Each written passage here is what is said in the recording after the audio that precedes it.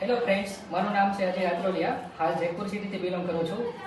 Ajay sir છે, જેઓ જયપુરથી છે, એમને બહુ સારું એવું પરિણામ મળ્યું છે. કઈ પ્રોડક્ટ વાપરવાથી શું ફાયદો થયો છે તેમની સાથે મળીને જ આપણે જાણશું. આપણે તમને શું તકલીફ હતી?